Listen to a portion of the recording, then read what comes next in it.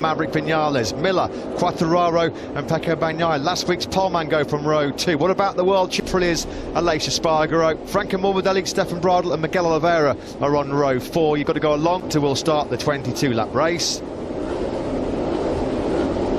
1 week ago, the 118 kilometres this race is going to be, and after 42.5 minutes, the last 3 MotoGP races to take place here under the famous Losail International Circuit floodlights we've ever had in history. Last weekend's barnstorming start of the year, that was the 4th closest top tonight.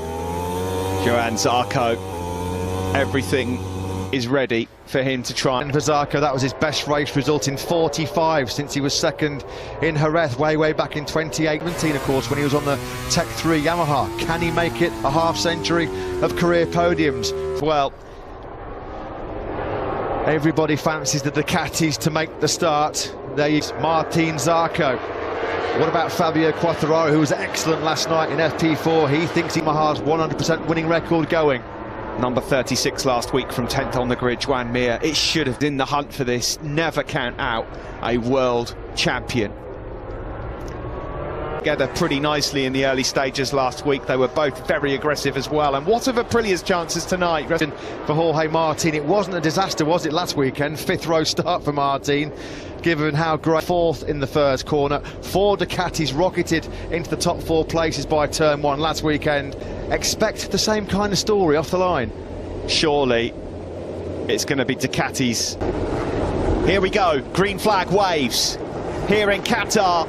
It's the Tissot Grand Prix. Solid start from pole, even though he's got a wheelie, but Martin is flying through. Look at the Ducatis, also good. Sensational launch off the line, absolutely incredible. His teammate Johann Zarco in 2nd place. Great start by Oliver Aprilia, also had a really good launch. 7th to 3rd, wouldn't be surprised. Stefan Bradl looked like he might have twitched. Maybe a jump start. He's down to 10th behind the 2 factory Yamahas, who are 8th and 9th, by the way. What a start for the Suzukis as well. All right, yeah, the Suzukis just where they wanted to be. Not the start though for Jack Miller and Pecco Bagnaia. Missed the start. Martin and Zarco certainly didn't. Fabio Quartararo has moved up into 7th ahead of Jack Miller. But there, the door was open. He just picked up Miguel Oliveira. Of course, he's not got a lot of experience, Oliveira, on that medium front tyre. Which from Johann Zarco's front end, and that gives Aleix Espargaro an opportunity as well. But we're looking at the moment in 5th, Joan Mir then behind. Here comes Mir now. 2 Suzukis now inside. He's been picked off by Aleix Espargaro, Alex Rins, and now Joan Mir, the world champion. On to the start-finish straight board. Here is that. Yes, it is. Miguel Oliveira, Fabio Quartararo also trying to get on terms. Jack Miller, past 1.3 seconds on that opening lap. Ooh, sitting up there was Pecco Bagnaia. That was a move on. Quick check on Valentino Rossi. If you're a Valentino Rossi fan, you might want to stick your fingers in your ears right now. It's made by the doctor. And if Maverick Vinales is winning again tonight, he's got to do it from further back. He is down to 10. Well wide.